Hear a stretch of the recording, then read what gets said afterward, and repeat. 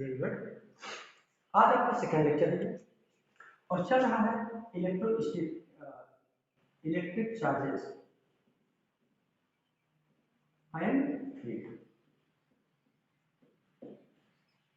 साफ दिखाई दे रहा है? साफ दिख रहा है या नहीं? ठीक है, दिख रहा है। Very good. ठीक है ना? आइए, इसका सेकंड लेक्चर चल रहा है इलेक्ट्रिक फील्ड, मतलब आपके पहले चैप्टर का सेकंड लेक्चर है, चैप्टर 1 और लेक्चर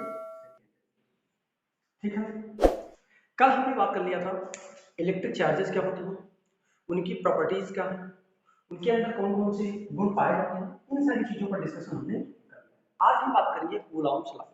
किसकी बात करेंगे? Coulomb's law. अब कूलॉम्स लॉ से ही डिस्कशन स्टार्ट इस लेक्चर।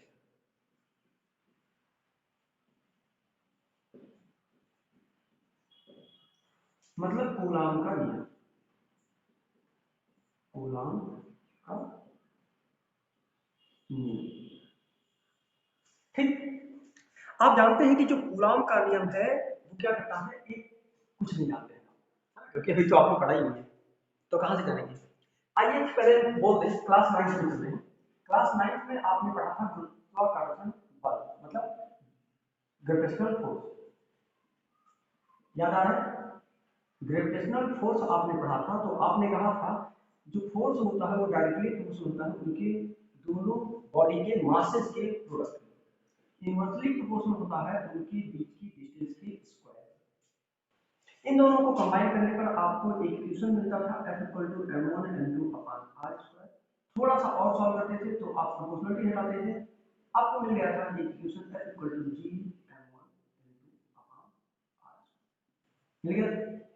ठीक ऐसा ही एक समीकरण मिलता है, बस ध्यान रखिएगा ये एक पॉइंट चार्जेस की बात है। इस पूरे चैप्टर में कल भी हमने बोल दिया था कि इस पूरे चैप्टर में आप डिस्कशन किसकी कर रहे हैं? पॉइंट चार्ज की बात कर रहे हैं, बिंदु आवेश की बात कर रहे हैं। मान लेते हैं कि दो बिंदु हैं, एक बिंदु ए और दूसरा बिंदु बी। गुलाम के नियम को समझा है, ए और बी दो बिंदु, इनके बीच की दूरी मैं मान लेता हूं r है। मान लीजिए इसका चार्ज जो है पॉइंट ए वो q1 है और जो पॉइंट q का चार्ज है, बी का चार्ज है वो q।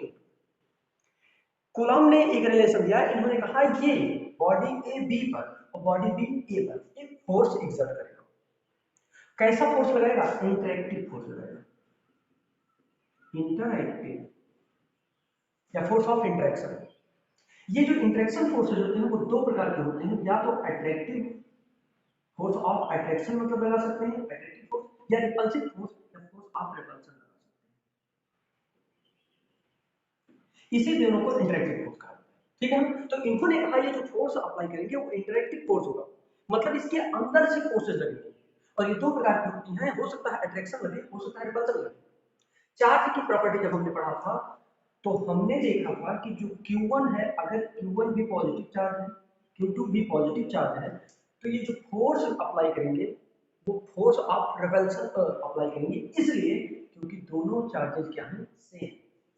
Same charge force of repulsion और different charges force of attraction apply करते हैं। ठीक है ना? तो इन्होंने कहा ये जो फोर्स लगेगा वो फोर्स ऑफ इंटरेक्टिव होगा। अब ये इंटरेक्शन या इंटरेक्शन फोर्स लगेंगे, इसका मतलब क्या है? इसका मतलब सिर्फ इतना है कि या तो अट्रैक्शन फोर्स अप्लाई करेगा या तो रिपल्सन, मतलब आकर्षण बल लगाएगा और या फिर प्रतिकर्षण। सबके लिए एप्लीकेबल है, हिंदी मीडियम हो या इंग्लिश मीडियम, इसीलिए जो इंपॉर्टेंट पॉइंट्स हैं उसको हम हिंदी और इंग्लिश दोनों में लिखते हैं। ठीक है, मैं मान लेता हूं इन्होंने गुलाम ने कहा कि ये जो दोनों बॉडीज हैं वो जो फोर्स अप्लाई करेंगे वो फोर्स डायरेक्टली प्रोपोर्शनल होगा किसके? उन दोनों पॉइंट चार्जेस के प्रोडक्ट के। क्या कहा इन्होंने? इन्होंने कहा ये जो फोर्स अप्लाई करेगा, ए बी पर अप्लाई करे या बी ए पर, तो वो कौन सा फोर्स लगाएगा? डायरेक्टली प्रोपोर्शनल होगा Q1 Q2। दूसरी बात, ये जो फोर्स अप्लाई करेगा वो इनवर्सली प्रोपोर्शनल होगा किसकी? उनकी बीच की दूरी के स्क्वायर की, 1/r²। इन दोनों इक्वेशन अगर 1 और 2 को हम कंबाइन करें समीकरण 1 व 2 से, अगर हम इनको कंबाइन करते हैं तो हमको मिलेगा F directly proportional to Q1 Q2 upon R²। थोड़ा सा और सॉल्व करेंगे, प्रोपोर्शनलिटी हटाएंगे, कोई कांस्टेंट आएगा, यहाँ यहाँ कांस्टेंट क्या मिला था, कैपिटल जी, और यहाँ मिलेगा कैपिटल स्मॉल के, ठीक है ना। यहाँ जो मिलेगा के मिलेगा, तो के Q1 Q2 अपॉन R, ठीक। इसी को हम क्या कहते हैं, कूलाम का नियम, कूलाम के द्वारा दिया गया सूत्र है, मतलब कूलाम का नियम यही कहता है, कूलाम का नियम क्या कहता है, यही कहता है, जो आप देख पा रहे हैं। बोलिए क्लियर, इतनी बातें समझ में आ गई, क्लियर, एकदम मस्त समझ में आनी चाहिए, कोई जल्दबाजी नहीं है, हम धीरे धीरे पढ़ाएंगे, लेक्चर में कोई जल्दबाजी नहीं है, बस लेकिन कॉन्सेप्ट क्लियर होना चाहिए, ठीक है। तो इन्होंने कूलाम का नियम क्या कहा, F इक्वल टू के Q1 Q2 upon R square. Q1 क्या है, एक पॉइंट चार्ज है, Q2 क्या है, एक पॉइंट चार्ज है, R क्या है, उन दोनों पॉइंट चार्ज के बीच की डिफरेंस मतलब दूरी। इसको एक स्टैंडर्ड समीकरण, के क्या है, कांस्टेंट है, वो कांस्टेंट है क्या, देखिए वो एक्चुअली के जो है वो एक प्रोपोर्शनल कांस्टेंट है, और इस प्रोपोर्शनल कांस्टेंट की वैल्यू है क्या, 1 upon 4 pi epsilon not. Epsilon not जो है वो क्या है, परमिटिविटी, क्या है, परमिटिविटी, कहां के लिए है, परमिटिविटी ऑफ फ्री स्पेस, मतलब निर्वात की वैद्युत परमिटिविटी मतलब वैद्युत चालकता, क्या, निर्वात में वैद्युत चालकता, बात समझ में आ गई।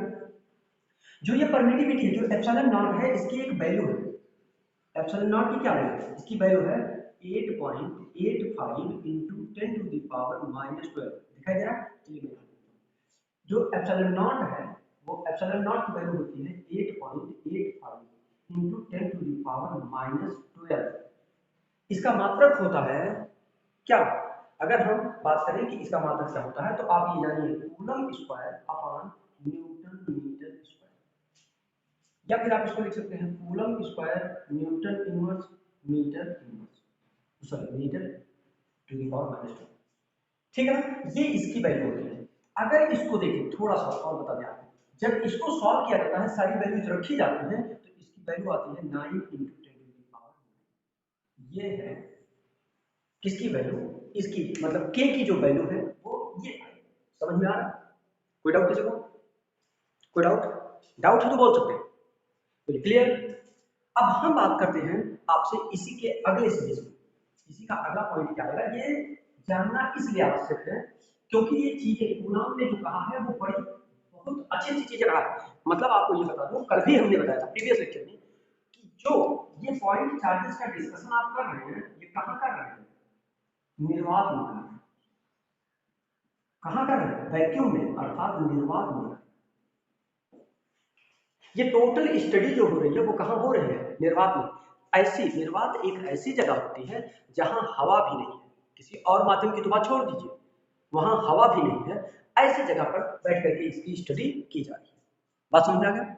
और मैं कहिए तो एक बात बता दूं, ये जो लिखा जाता है ये थोड़ा स्टैंडर्ड समीकरण ऐसा लिखना चाहिए, F equal to 1/4 pi epsilon naught, ये मतलब के की वैल्यू में रखना है, और इसको लिखना चाहिए Q1 Q2 अपॉन R, ये मैग्नीट्यूड क्यों दिया गया, मान लगाया है ना, इस परिमाण का मतलब कभी भी जो चार्जेस होते हैं वो नेगेटिव नहीं, नेगेटिव अगर होंगे तो उनका मैग्नीट्यूड ले लिया जाएगा, मतलब उनका जो प्रोडक्ट आएगा वो कभी भी ऋणात्मक नहीं हो सकता, हमेशा क्या लेना है, धनात्मक, बोलिए क्या लेना है, धनात्मक, कभी भी ऋणात्मक चार्ज के लिए ये अप्लीकेबल नहीं, कभी भी ऋणात्मक चार्ज लिया भी नहीं जाएगा, अप्लीकेबल होने की तो बात बहुत छोटी, ठीक।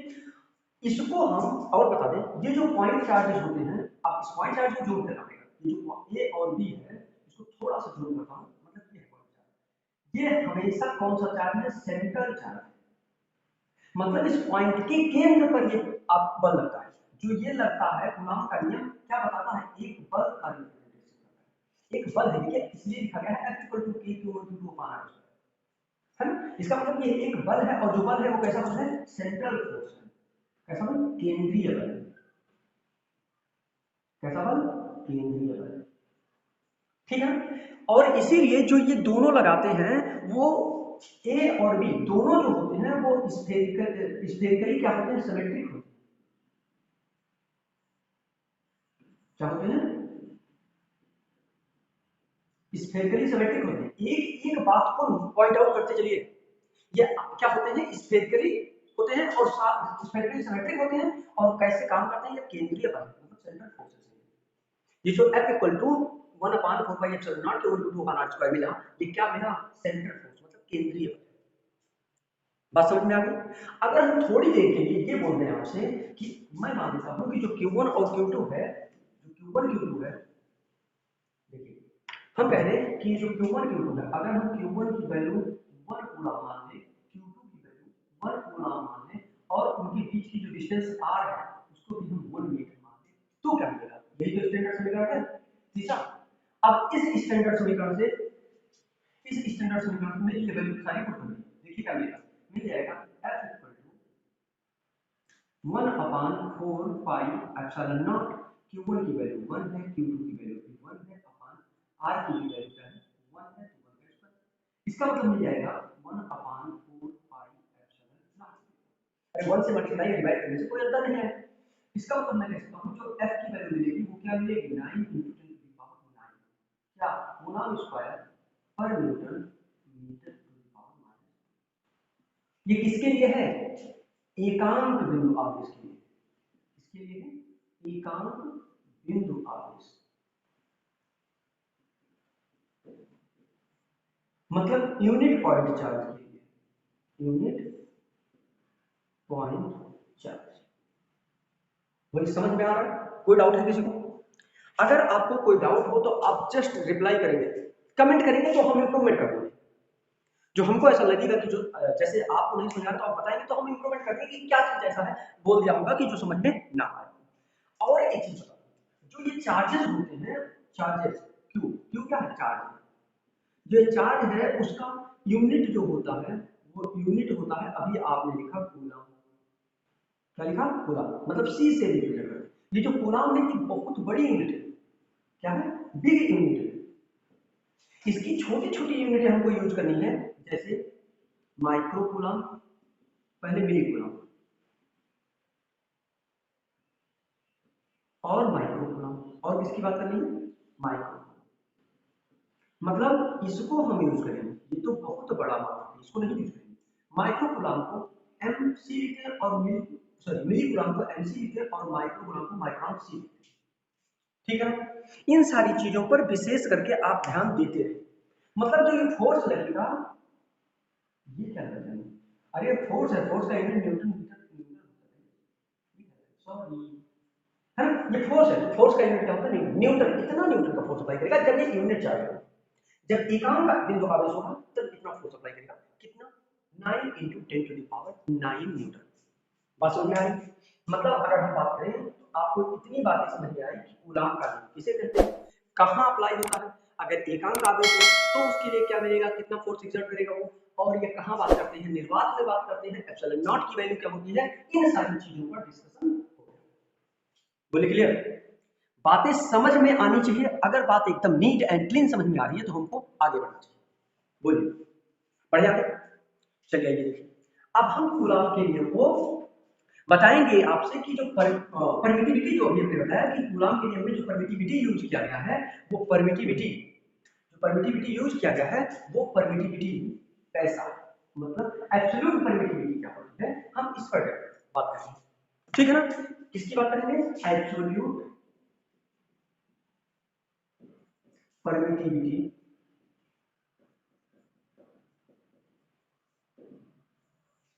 इन ऑफ मीडियम ऑफ। और एक चीज ध्यान रखिए, जो परमिटिविटी है वो मीडियम के रिस्पेक्ट में चेंज होती है। हर मीडियम, जो आपने एप्सिलॉन नॉट पढ़ा है, वो कहां की परमिटिविटी है, वैक्यूम। किसकी परमिटिविटी है, वो निर्वात की विद्युत चालकता है, किसकी, निर्वात में। बार बार बोल रहा हूं, उसका मतलब कुछ ना कुछ बात है जो याद करना पड़ेगा। अब मैं मान लेता हूं कि किसी कोई और मीडियम है, माना किसी माध्यम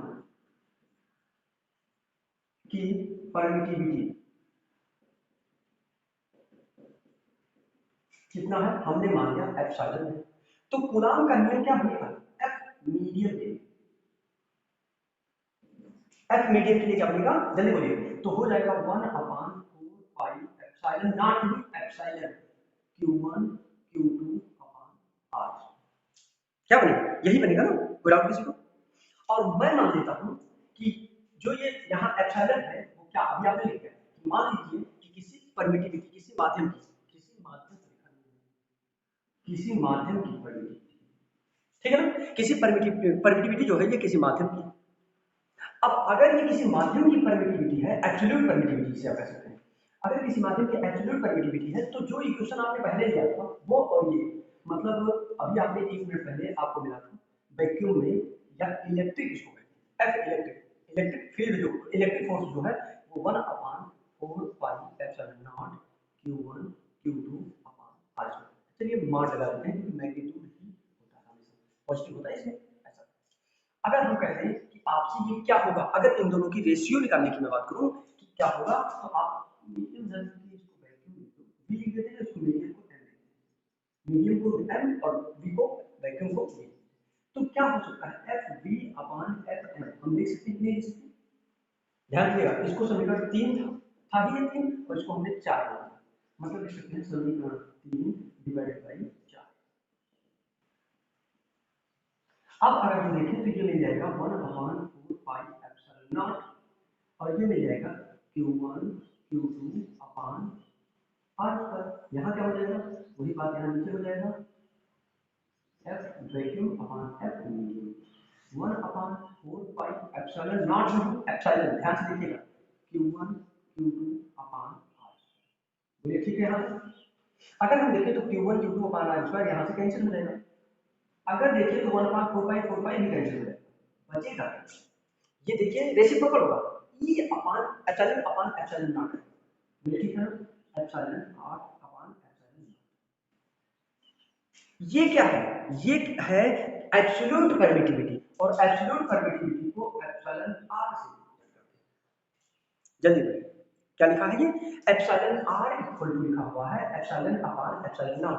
जहां एप्सिलॉन क्या है, जल्दी बोलिए एप्सिलॉन क्या है? एप्सिलॉन है किसी मीडियम की परमिटिविटी, एप्सिलॉन नॉट क्या है? वैक्यूम में वैक्यूम की परमिटिविटी। एप्सिलॉन क्या है? किसी माध्यम का परावैद्युतांक और ये क्या है?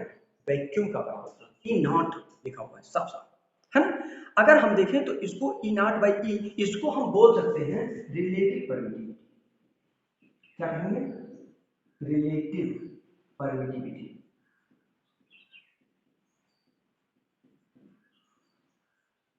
क्लियर हो रहा है? अगर ये रिलेटिव परमिटिविटी है तो किसी माध्यम की रिलेटिव परमिटिविटी मतलब सापेक्ष परावैद्युतांक, ऐसा समझो तुलना किया गया, कंपैरिजन किया गया, तभी क्या तो सापेक्ष परावैद्युतांक। कोई डाउट? बोलिए एकदम क्लियर हो रहा है? कोई डाउट है तो बोल सकते हैं आप एकदम। अगर थोड़ा सा और भी हम आगे बढ़े तो हम इसी को मतलब थोड़ा दूसरे रूप में लिखना है तो हम लिख सकते हैं ई आर इक्वल टू आपने निकाला epsilon r equal to epsilon. कोई डाउट यहाँ तक? अगर नहीं तो आप इसी को ये कब मिला जब एफ वैक्यूम बटे एफ क्या किया माध्यम आपने किया, तब जब निर्वात बटे माध्यम किया तब आपको ये मिला। बोलिए अगर हम थोड़ी सी बात और आपसे पूछें तो वो क्या है, इसको हम ये एक कांस्टेंट ही तो है, कांस्टेंट है तो हम के कह देते हैं। बोलिए तो हम इसको अगर के कह देते हैं तो हम इसको लिख सकते हैं K equal to epsilon upon epsilon naught. तो हम एप्सिलॉन इक्वल टू कह सकते हैं के एप्सिलॉन नॉट। बोलिए कर सकते हैं? अगर हम कह सकते हैं तो इसको थोड़ा सा मीडियम के लिए निकालना चाहें तो हम कह सकते हैं किसी भी मीडियम के, ध्यान से देखिएगा एप्सिलॉन की जगह पे के एप्सिलॉन नॉट। तो अगर हम चौथे समीकरण की बात करें, समीकरण 4 से अगर हम समीकरण 4 की बात करें तो आपको एफ मीडियम मिला था क्या 1/4 पाई एप्सिलॉन, ध्यान से देखिए तो 4 पाई एप्सिलॉन को हम कह सकते हैं के एप्सिलॉन नॉट। अभी समझ आएगा और इसको लिख सकते हैं Q1 Q2 बटे R। कंटेंट पूरा हो रहा है, ध्यान से देखिएगा। आपकी एनसीईआरटी की जो बुक है, जो आपकी एनसीईआरटी की बुक है, उस एनसीईआरटी की बुक में इतना डीपली नहीं दिया है तो आप परेशान मत होना कि मतलब ये सिलेबस कहां से आ रहा है, कहीं से कुछ भी नहीं आ रहा है, बस एकदम साफ साफ समझाया जा रहा है कि क्या है आखिर। अगर हम मीडियम की परमिटिविटी की बात करें ध्यान से देखिए, इसको लिख सकते हैं क्या 1/4 पाई एप्सिलॉन नॉट और into Q1 Q2 upon R square, और जो K है उसको 1 अपान K लिख दें तो कोई दिक्कत नहीं ना। अब देखिए इसका मतलब इसको क्या लिखा जा सकता है, FV लिखा जा सकता है, FV बाई K। तो FM equal to FV vacuum के लिए अपान K। ध्यान से देखिए, अगर हम बात करें कि किसी मीडियम में जो बल लगेगा कूलॉम के नियम से जो बल लगेगा वो कितना होगा, वो डिपेंड करेगा उस मीडियम के उस माध्यम के किस पर, एप्सिलॉन पर, मतलब परमिटिविटी पर डिपेंड करेगा। और देखिए यहाँ क्यों, क्योंकि वैक्यूम का परमिटिविटी घट गया है किसकी कंपेरिजन, मीडियम के, क्योंकि इसको कुछ कम किया गया है, मतलब ये ज्यादा था, कुछ से डिवाइड किया गया तब ये हुआ। अगर मैं बोलूं तो परमिटिव जो फोर्स लगता है वो सबसे ज्यादा कूलॉम के नियम से कहां लगता है, वैक्यूम में लगता है। मीडियम में क्या हो जाता है, कम। मीडियम में जब किसी चीज से मल्टीप्लाई करते हैं तब इसकी इक्विवेलेंट आता है। बात समझ आ गई? बोलिए अब हम बात करेंगे आपसे कूलॉम के नियम का वेक्टर रूप। अब हम किसकी बात करेंगे, साफ तो दिख रहा है एकदम मस्त ना, गुड। अब हम बात करेंगे कूलॉम के नियम का वेक्टर, मतलब vector form of Coulomb. Coulomb के नियम का वेक्टर रूप होता है वो क्या होता है, आइए डिस्कशन करते हैं। किसकी बात करेंगे, जल्दी बोलिए, Coulomb's law, Coulomb's law in vector form. Vector के रूप में हम कूलॉम के नियम को पढ़ेंगे, ठीक है। आओ देखिए, बार बार बोल रहा हूं, ये पॉइंट चार्ज की बात की जा रही है। Q1 कोई पॉइंट A है जिस पर चार्ज है Q, और जो पॉइंट B है उस पर चार्ज है Q। इसकी डिस्टेंस को मैंने मान लिया है क्या, R। ठीक, आपने कूलॉम के नियम से ध्यान से देखिए, अगर हम थोड़ा सा कहें तो बोल दें इस पर इसके द्वारा Q2 के द्वारा इस पर बल लगेगा, उस बल का नाम है F1। इसका मतलब होता है फोर्स ऑन वन, किसकी वजह से, ड्यू टू, इस पर भी एक बल लगेगा, कौन सा, F21। इसका मतलब है फोर्स ऑन टू, दो पर बल लगा है, किसकी वजह से, ड्यू टू वन, वन के कारण दो पर लगने वाला बल, और ये दो के कारण वन पर लगने वाला बल। ये ध्यान से देखिए, ये हो सकता है ऐसा हो, या हो सकता है इनका डायरेक्शन ऐसा भी हो सकता है, Q1 और Q2 हो सकता था ऐसा, F12 इधर काम कर रहा हूं और F21 इधर काम कर रहा हूं। ये डिपेंड करता है कि ये चार्जेस कैसे हैं, ये आवेश कैसा है, दोनों विपरीत आवेश है या दोनों समान आवेश है। इसकी बात करें तो दोनों बाहर की ओर लग रहा था, इसका मतलब आवेश कैसा था, समान। यहां देखो दोनों एक दूसरे की तरफ लग रहे हैं, मतलब आकर्षण बल लग रहा है। यहां कौन सा बल लग रहा है, प्रतिकर्षण बल, मतलब रिपल्शन। और यहां देखिए क्या है, आकर्षण बल, इसका मतलब आवेश कैसे होंगे, विपरीत आवेश कैसे होंगे, विपरीत आवेश। और बल कौन सा लग रहा है, आकर्षण, मतलब अट्रैक्शन फोर्स। बोलिए समझ में आ रहा है, देख भी रहा है नीट एंड क्लीन, बोलिए हाँ ठीक है, अच्छा ठीक। अब बोलिए ये F12 और F21 समझ में आएगी मुझे। अगर इतनी बातें समझ में आ गई है तो थोड़ा सा आगे बढ़े, मतलब मैं कह सकता हूं कि जो ये फोर्स जब दोनों इधर उधर लगा रहे थे तो दोनों बराबर थे, लेकिन F12 इक्वल है इसके F21। अरे भाई इक्वल दिशा में, सॉरी विपरीत दिशा में बल लगा रहे हैं, इसका मतलब दोनों फोर्स ऑफ रिपल्शन लगा रहे हैं, ठीक। अगर हम बात करें तो इसके लिए आपने एक समीकरण जानते हैं आप, 1/4 pi epsilon naught Q1 Q2 upon R। सही, यहां तक कोई प्रॉब्लम आपको, इसको हम मान लेते हैं समीकरण 1, इसको हम लिख देते हैं F12 F21। साफ साफ दिखाई दे रहा है, बोलिए एकदम मस्त। मैं मान लेता हूं कि इस पर कोई, माना इस पर कोई R12 या R21 एक यूनिट वेक्टर काम कर रहा है जो चार्ज Q1 और Q2 पर है। माना R12 एकांक वेक्टर, एकांक सदिश किस पर काम कर रहा है, Q1 और किस पर, Q2। बोले ठीक है यहां तक, ठीक है ना। अब अगर ये पॉइंट चार्जेस Q1 Q2 पर कोई एकांक वेक्टर यहां काम कर रहा है तो एकांक वेक्टर को आप जानते हैं किससे रिप्रेजेंट करते हैं, R12 कैप से। बोलिए अगर R12 कैप से रिप्रेजेंट करते हैं या R21 कैप से रिप्रेजेंट करते हैं तो हम लिख सकते हैं इस समीकरण, इसी समीकरण को लिख सकते हैं क्या, 1/4 पाई एप्सिलॉन नॉट और क्या Q1 Q2 upon R square तो है ही, R12 sorry cat, unit vector है ना, यूनिट वेक्टर को कैट से रिप्रेजेंट करते हैं। सही है कि 1 2 है, इसका मतलब 1 पर 2 के कारण, इसका मतलब ये फोर्स क्या होगा 1 2, इसको कोई समीकरण 2। आइए तीसरा समीकरण क्या मिलेगा, अगर मैं इसी को 2 1 के रिस्पेक्ट में रखूं तो क्या मिलेगा, 1 अपान 4 पाई epsilon naught q1 q2 upon r square और r21। यहां लिख सकते हैं, माना r21 एकांक सदिश है, इस पर q1 और q2 के कारण लगे। बोले क्लियर? अगर इतनी बातें एकदम नीट एंड क्लीन समझ में आ रही है तो मैं आगे बढ़ूंगा।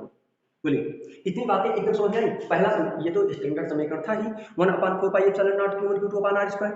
दूसरा समीकरण हमने कहा r12 को एकांक वेक्टर मान लेते हैं, एकांक सदिश मान लेते हैं, और q1 q2 के कारण, तो उसको उठाकर हमने यहां पुट अप कर दिया, f12 इक्वल टू हो जाएगा 1/4 pi epsilon naught q1 q2 अपान r12 का स्क्वायर। सही है? यहां पे कोई डाउट है तो बोल सकते हैं। ठीक, अब देखिए इसको हमने मान लिया कि इसकी वजह से ये दूसरा बनाएगा। थोड़ा सा और देखिएगा, जो 1 2 है, 1 2 है, 1 पर लग रहा है 2 के कारण, 1 पर लग रहा है 2 के कारण, और जो 2 1 है वो लग रहा है 2 पर लग रहा है 1 के कारण। मतलब मैं कह सकता हूं कि r12 क्या है, r21 है, और ध्यान रखिएगा विपरीत दिशा में। बोलिए ये हो सकता है कि नहीं हो सकता? ये हो सकता है, एकदम हो सकता है। बोलिए अगर ये हो सकता है तो मैं इस समीकरण को, या इस जिसको आप चाहें 2 को या 3 को, समीकरण 2 से या 3 से आप चाहे तो लिखेंगे, सब ठीक है, 2 से या समीकरण 3 से आप किसी में भी कर सकते हैं।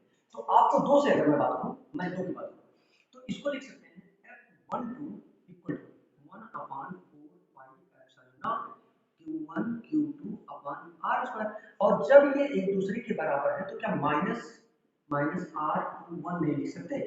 अगर लिख सकते हैं तो देखिए इधर क्या माइनस आगे आएगा, 1/4 pi epsilon naught q1 q2 upon r square, और इधर देखिए तो इधर माइनस को हम आप माइनस आगे ले लिए तो r12 लिख सकते हैं। ये क्या है, ध्यान से देखिए, क्या ये समीकरण 3 है? बोलिए 1/4 pi epsilon naught q1 q2 upon r square r21 समीकरण 3 है। अगर हमने 3 में रखा होता तो ये वैल्यू क्या होती, समीकरण 2 की। बात समझ में आया? तो तभी यही मिलता। तो समीकरण 3 से हमने नहीं, हमने समीकरण 2 में रख लिया है, तो ये मिल जाएगा f12 इक्वल टू माइनस, और ये क्या है, f21 है। बोलिए समझ में आया कि नहीं समझ?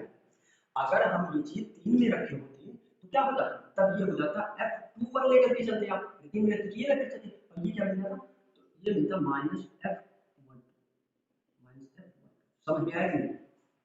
तो हमने ये लेकर चला, 2 लेकर चले तो ये आया, 3 लेकर चलेंगे तो आप ये आएगा। ठीक, ये आपका काम है, कोई भी आप लगा सकते हैं। मतलब इसको देखने से क्या लगा है, चलिए चलते हैं हम क्लास 9 में, हमने पढ़ा था बल, पढ़ा था, आपने पढ़ा था गति भी पढ़ा था आपने। तो जब आपने सॉरी हाँ गति से ही हमको मिलना, हमने पढ़ा था एक चैप्टर मोशन क्लास 9 में, गति पढ़ा था। क्लास 11 में भी आपने पढ़ा, क्लास 11 में भी न्यूटन की गति का नियम पढ़ा है, न्यूटन की गति का नियम है।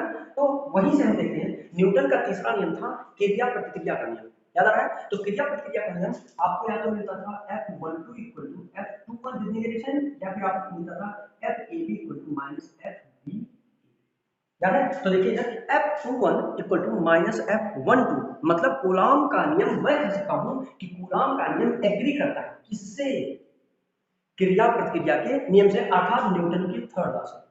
वही अतः क्या लिख सकते हैं, स्पष्ट है, क्या स्पष्ट है कि कूलॉम का नियम, कूलॉम का नियम न्यूटन के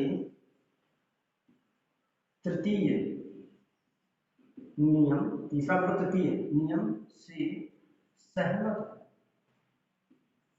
सहमत, क्लियर हुआ कि नहीं? कोई डाउट? मतलब मैं कह सकता हूं Coulomb's law is agree with Newton's third law, Coulomb's law is agree with Newton's third law, मतलब एग्री करता है न्यूटन के तीसरे नियम को, क्या करता है, मानता है, ये कहता है कि हाँ सही है, ये कुछ गलत नहीं है। बोलिए ठीक है, कोई डाउट? अब हम आपसे नेक्स्ट लेक्चर में डिस्कशन करेंगे किसके, कंपैरिजन, किससे, between the Coulomb's law and gravitational force, gravitational force और कूलॉम के लॉ में डिस्कशन करेंगे हम डीप, ठीक है ना? तो कंपैरिजन कर लेंगे, तब समझ में और भी अच्छे से आएगा कूलॉम का नियम और न्यूटन का जो सॉरी जो गुरुत्वाकर्षण का बल का नियम है, वो दोनों कैसे एक दूसरे पर एक जैसे क्रियाशील होते हैं, बस डिफरेंसेस है मास का और इसका चार्ज का, आवेश का। ठीक है ना? फिर हम मिलते हैं आपसे नेक्स्ट एपिसोड में, तब तक के लिए ऑल द